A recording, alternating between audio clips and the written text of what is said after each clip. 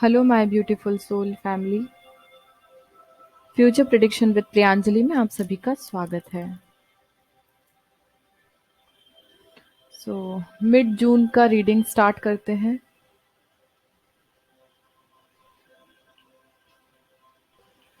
Okay, मेरा prediction ascendant पर based होता है, बट अगर आपको लगता है कि आपका सन और मून का डिग्री असेंडेंट से ज़्यादा है तो उस हिसाब से भी आप अपना डिग्री रीडिंग चेक कर सकते हैं।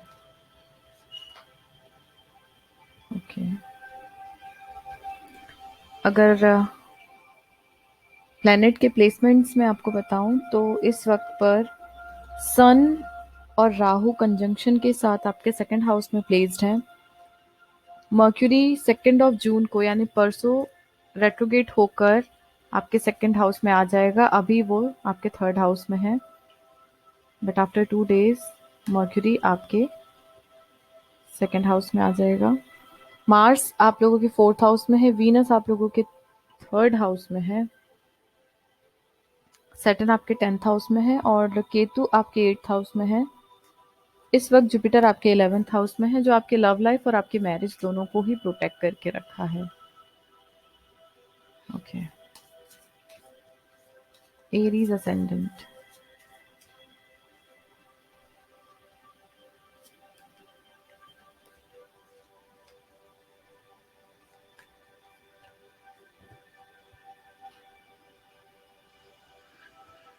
ओके, सो सबसे पहले कार्ड है आपका, एक तो प्लूटो 8th हाउस का एनर्जी है। इस वक्त पर आप लोगों का स्पिरिचुअल ग्रोथ चल रहा है, ट्रांसफॉर्मेशन का समय है आपका। इस वक्त आप अपनी लाइफ में कोई भी डिसीजन लेने के पहले थोड़ा सा सोचेगा। और एक चीज, मार्स आप लोगों के फोर्थ हाउस में है, तो प्लीज अपने मदर का थोड़ा सा ख्याल रखिए। और इस वक्त पे आपके मतलब सेकंड हाउस में है, बट फिर भी सन भी अभी डेबिलिएट है राहु के साथ कंजंक्ट होकर। तो अपने मदर और फादर यानी इन शॉर्ट आपके पेरेंट्स का ख्याल रखिए। मर्क्यूरी इस वक्त पर रेट्रोगेट होने वाला है आफ्टर 2 डेज, तो हो सकता है कि कुछ पास्ट चीज़ें वापस आपकी लाइफ में आए। पास्ट आपके जो भी हैं पास्ट, उनकी तरफ से कोई कम्युनिकेशन रिसीव हो सकता है, आपके कोई पर्सन का कमबैक हो सकता है, क्योंकि मर्क्यूरी का रेट्रोगेशन हो रहा है। चिरॉन यानी स्टार का कार्ड आया है, अपने होप्स और फेथ पर ट्रस्ट रखिए, होप्स को खोने मत दीजिए। ओके, हाउस का एनर्जी अगर मैं बोलूँ, फर्स्ट हाउस का एनर्जी है, यानी इस वक्त आपको अपनी पर्सनालिटी के ऊपर भी ध्यान देना है, क्योंकि मार्स आप लोगों के फोर्थ हाउस में आकर डायरेक्ट आई से सैटर्न को देखेगा, आमना सामना रहेगा मंगल और शनि का। तो कहीं ना कहीं एक तो मेंटल पीस नहीं मिलेगा आपको, ठीक है, थोड़ा सा स्ट्रेस में रहेंगे आप। 2 जून को मार्स का भी ट्रांजिशन हो रहा है एक्चुअली। ओके, और थोड़ा अपनी मदर का ख्याल ज़्यादा रखिए आप लोग। ओके, और अगर आप मैरिड हैं तो अपने स्पाउस का भी ख्याल रखिए। सेकंड हाउस का एनर्जी है, फाइनेंसेस हो सकते हैं आपकी लव लाइफ को अफेक्ट करें। 7th हाउस का एनर्जी स्पाउस एनर्जी तो वही है, या तो आपके बिजनेस में कुछ ऐसे इश्यूज हो सकते हैं जिसके कारण आपकी लव लाइफ अफेक्ट हो, या फिर आपके स्पाउस की तरफ से कुछ ऐसे इंटरफेरेंस हो सकते हैं। या अगर आप ऑलरेडी मैरिड हैं, उस हिसाब से रीडिंग देख रहे हैं, तो आपके स्पाउस की हेल्थ का ख्याल रखिए। ठीक है, 11th हाउस का एनर्जी आपके या आपके पार्टनर के बड़े भाई बहन या फ्रेंड सर्कल हो सकते हैं जो आपकी लव लाइफ को अफेक्ट करें। अगर मैं साइंस की बात करूं तो कोई एरीज ही हो सकते हैं जिन्हें आप डील कर रहे हो, कोई टॉरस हो सकते हैं, लीब्रा हो सकते हैं, एक्वेरियस हो सकते हैं। अपार्ट फ्रॉम दैट कोई कैंसेरियन हो सकते हैं, वर्गो, कैप्रिकॉन, एक्वेरियस एंड टॉरस। तो ये साइन हो सकते हैं जिन्हें या तो आप डील कर रहे हैं, या फिर ये साइन वाले लोग आप लोगों की लव लाइफ को कहीं ना कहीं अफेक्ट कर रहे हैं। From 1st of June to 15th of June। Okay. Overall energy in love. Overall energy in love for Aries ascendant. Okay.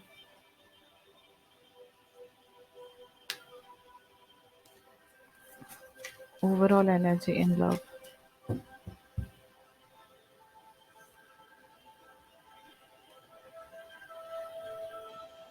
Okay, तो अच्छा ही रहेगा लव में आपका जो टाइम है, इधर आप लोग मैरिड हो और आप लोग सिंगल हो, क्योंकि मैंने आपसे स्टार्टिंग में ही बोला जुपिटर इस वक्त पर आपकी लव लाइफ को और आपकी मैरिज दोनों को ही प्रोटेक्ट करके रखेगा।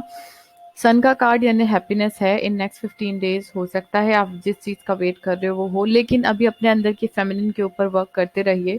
जितना ज्यादा आप हील रहेंगे उतना ज्यादा आप अपने रिलेशनशिप को हेल्दी बना के रख सकते हैं।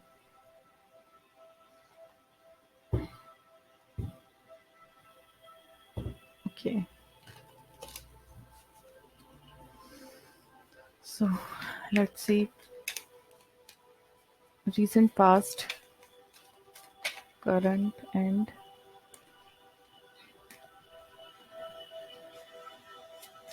near future energy for Aries ascendant.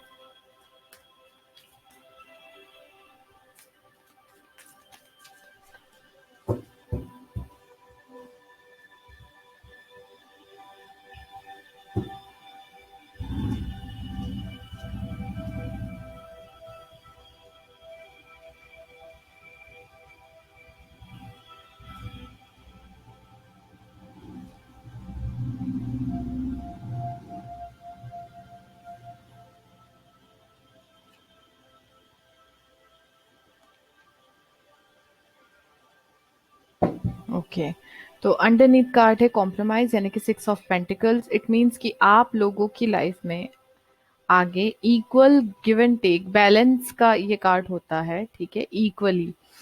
So in short, overall energy for next 15 days अगर मैं आपसे कहूँ तो बैलेंस होगा, चीज़ों में बैलेंस होगा। ठीक है, जो अभी हो सकता है कि अभी आप अपनी तरफ से बहुत हमेशा गिविंग मोड पर रहे हैं, रिसीव कुछ हुआ नहीं है, लेकिन अब आगे वो चीज़ बैलेंस में रहेगी। ठीक है, पास्ट का एनर्जी अगर हम देखें तो सक्सेस, एग्जॉशन एंड अवेयरनेस। आपकी लाइफ में चीज़ें सब ठीक-ठाक चल रही थी, आपको लगा था कि जो आप चाहते हो वो चीज़ें आपको मिल चुकी हैं, सब कुछ अच्छा हुआ है, हर चीज़ में आप बहुत एक होता है ना, हम जिस चीज़ की हमें नीड है वो चीज़ हमें मिल चुकी है। लेकिन कहीं न कहीं आप जब वहाँ रहे, उस रिलेशनशिप में रहे, थोड़े समय रहने के बाद आपको बहुत सारी चीज़ों के बारे में पता चला, ठीक है? बहुत सारी चीज़ों के बारे में पता चला, अवेयरनेस के कार्ड है। और हो सकता है कुछ चीज़ें ऐसी थी जो गलत आपके सामने होती रही हों और आपने उसके लिए आवाज़ नहीं उठाई हो। तो वो चीज़ें एक समय के बाद में एग्ज़ॉशन का काम स्टार्ट कर देती हैं, क्योंकि हम अपने मन की बात किसी से शेयर नहीं कर पाते, तो अंदर ही अंदर सफोकेशन फ़ील होने लगता है। बहुत मतलब इतना होने के बाद भी आपने रिलेशनशिप को ये नहीं कहा कि अब हम खत्म कर देंगे। आप एग्ज़ॉशन होने के बाद भी आपने अपने गार्ड्स जो थे वो डाउन नहीं किए और चीज़ों को समझने की कोशिश की। शायद जो भी चीज़ें पास्ट में हुई उसके कारण आपको और भी कुछ नई चीज़ें सीखने को मिली और आप लोगों ने अपनी स्पिरिचुअल ग्रोथ पर ध्यान देना शुरू कर दिया। करंट एनर्जी है चेंज यानी कि द वर्ल्ड का कार्ड है। थंडरबोल्ट और change to the sorry clinging to the past. तो अभी ये जो कार्ड्स हैं, ये कार्ड्स कहते हैं कि अभी आपकी लाइफ में चीजें अब बदलने वाली हैं, ऑलमोस्ट बदल चुकी हैं, क्योंकि करंट एनर्जी है तो बदल रही हैं धीरे धीरे। अगर आप अपनी पास्ट की एनर्जी में स्टक रहोगे जो कि सैड, ठीक है, ये कार्ड है 5 ऑफ कप्स का, सैड है, रिग्रेट्स हो रहे हैं, हो सकता है आपके पार्टनर को वो चीज़ फील हो रही हो। ये एनर्जी किसी की भी हो सकती है, अगर आप सैड नहीं है तो हो सकता है ये आपके पार्टनर की एनर्जी हो। बहुत ज़्यादा रिग्रेटफुल है, बहुत ज़्यादा सैड है, किसी चीज़ का उनको अफ़सोस है कि उन्होंने गलती की है, और इसके पीछे रीज़न है कि this time they are suffering from their karma. उनकी लाइफ में एक टाव मोमेंट क्रिएट हुआ है।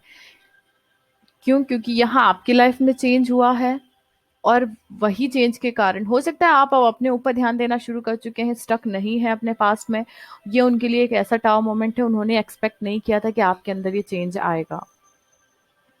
और अब आपको आगे बढ़ता हुआ देखकर उनको बहुत ज़्यादा अफ़सोस फ़ील हो रहा है, बहुत दुखी हैं, सैड हैं, पास्ट की एनर्जी में जाकर देख रहे हैं कि उन्होंने आपके साथ गलत किया।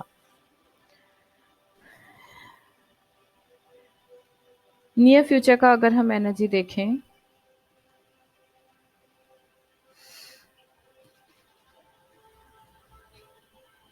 द क्रिएटर का कार्ड है completion and two of cups.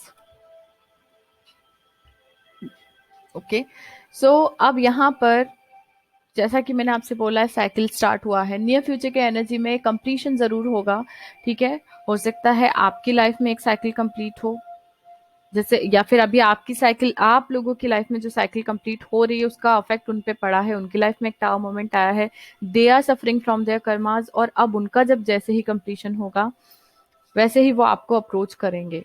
ठीक है, अभी बात यहाँ आ रही है कि अब आप अपनी लाइफ के क्रिएटर खुद हो गए हैं, आपने अपनी हीलिंग इस तरीके से कर ली है कि आप अपनी लाइफ में हर डिसीजन खुद से लेने लगे हैं, किसी के अंडर में रहकर अब आप कुछ भी नहीं करना चाहते, अपनी लाइफ में हर चीज को आप खुद से क्रिएट करना चाहते हैं, और वो एनर्जी आपकी होने वाली है। और हो सकता है जैसे ही ये चीज़ें हों आप कंप्लीट हील हो जाएं, क्योंकि इनिशियली हम लोगों का जो मेन कार्ड है वो भी द एम्प्रेस, जो कि एक बहुत ही नर्चरिंग और हीलिंग, मतलब हील्ड फेमिनिन एनर्जी का है। ठीक है, सेम जब आप यहाँ पर अपनी हीलिंग कंप्लीट कर लेंगे तब आपकी लाइफ में आपका सोलमेट आएगा या तो कम बैक करेगा। कम बैक के चांसेस इसलिए हैं क्योंकि मर्क्यूरी का रेट्रोगेशन जब भी होता है तो पास्ट की कुछ चीज़ें कम बैक करती हैं। Okay,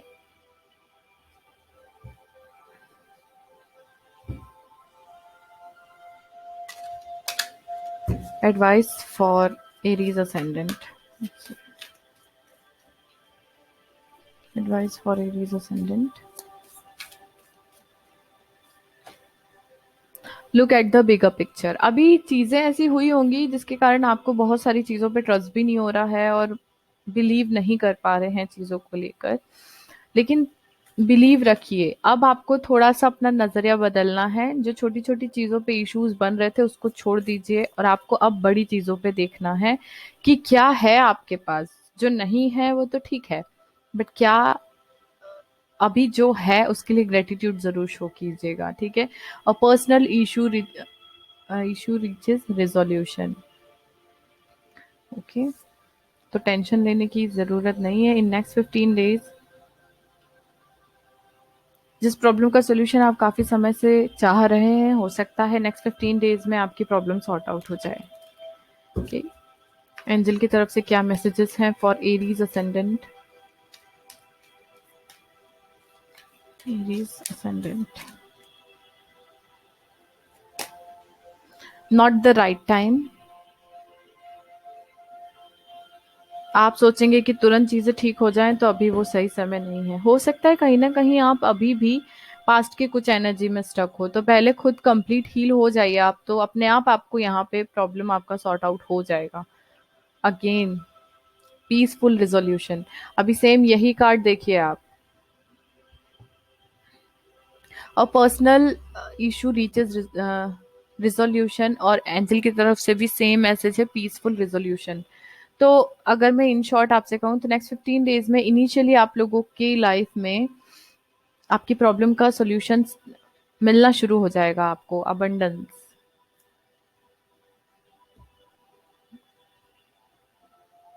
okay, last card from the universe.